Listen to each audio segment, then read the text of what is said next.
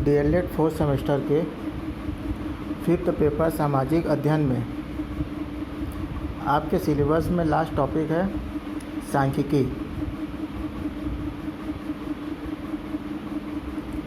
सांख्यिकी का परिचय, आंकड़ों का प्रदर्शन एवं महत्व, समांतर माध्य, माध्यिका एवं बहुलक। आज के इस क्लास में हम चर्चा करेंगे सांख्यिकी एवं उसका एक ऐतिहासिक परिचय। अब हम बात करेंगे meaning and origin of statistics. अगर हम विश्व का प्राचीन इतिहास देखें तो हम पाएंगे कि समय के साथ साथ आंकड़ों के संचालन एवं उनके उपयोग में समय के साथ परिवर्तन आया है। प्राचीन समय में कई राजाओं द्वारा उनके द्वारा चलाए जा रहे प्रशासनिक एवं सरकारी सेवाओं में सांख्यिकी का उपयोग किया जाता था। जैसे कई देश के राजाओं द्वारा उनके देश की जनसंख्या, उनके देश के लोगों की संपत्ति इत्यादि आंकड़ों की जानकारी इकट्ठा की जाती थी और उनके आधार पर विकास कार्यों को संपादित किया जाता था। इसी प्रकार कई राजाओं द्वारा अपने देश की श्रम शक्ति की भी जानकारी रखते थे, क्योंकि जब कभी दूसरा राज्य उनके ऊपर आक्रमण करता है तो इसी श्रम शक्ति की जानकारी के आधार पर वह यह डिसीजन लेने में सक्षम होते हैं कि वह दूसरे राज्य के आक्रमण का उत्तर दे पाएंगे या नहीं।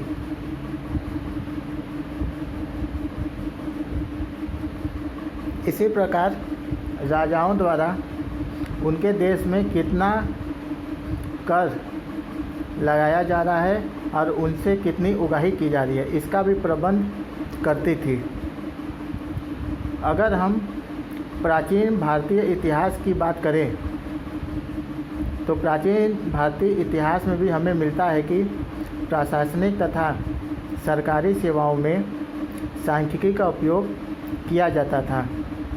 अगर हम आज से 2000 वर्ष पहले की बात करें तो 324 से 300 ईसा पूर्व में चंद्रगुप्त मौर्य के समय में कौटिल्य द्वारा लिखित अर्थशास्त्र में भी यह जानकारी मिलती है कि उस समय में भी नागरिकों के जीवन एवं मृत्यु के आंकड़ों का लेखा जोखा रखा जाता था। साथ ही जीवन एवं मृत्यु का पंजीकरण भी प्रचलन में उस समय में था।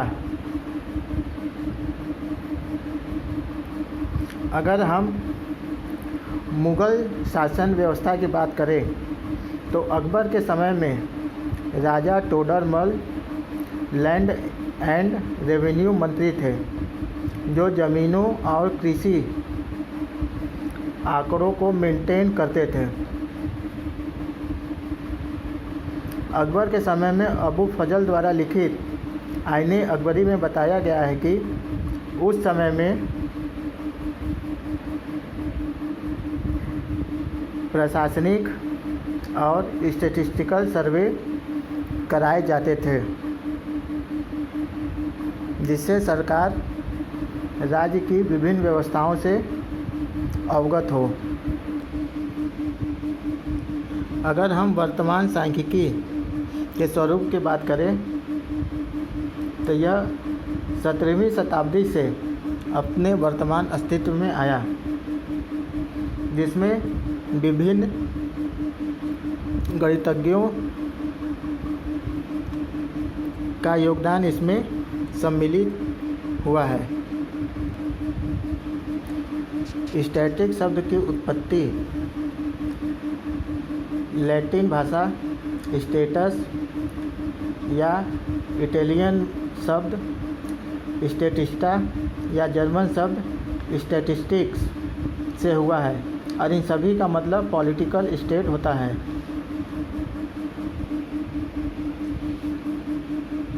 अगर हम सांख्यिकी की परिभाषा की बात करें तो विभिन्न लेखकों द्वारा समय समय पर इस सांख्यिकी की अलग अलग परिभाषाएं दी गई हैं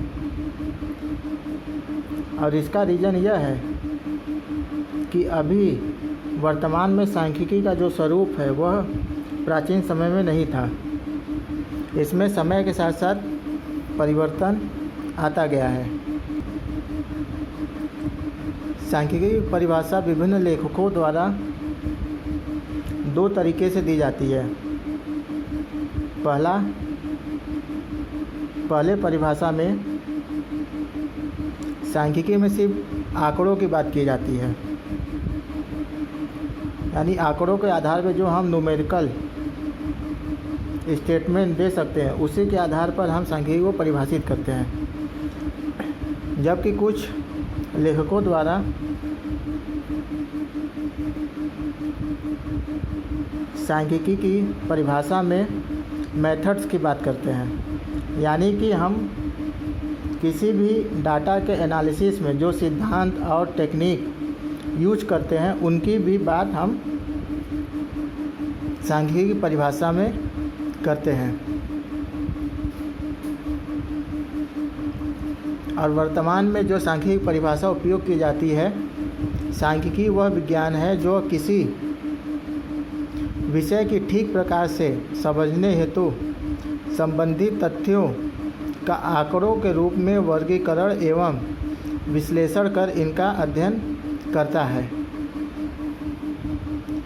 यानी कि हम सांख्यिकी को विज्ञान का वह विषय कहेंगे जिसमें जिन तथ्यों की हम बात करते हैं उन तथ्यों को आंकड़ों के रूप में इकट्ठा करके उनका वर्गीकरण एवं विश्लेषण कर निष्कर्ष तक हम पहुंचते हैं। अगली क्लास में हम चर्चा करेंगे आंकड़ों का प्रदर्शन एवं महत्व। धन्यवाद।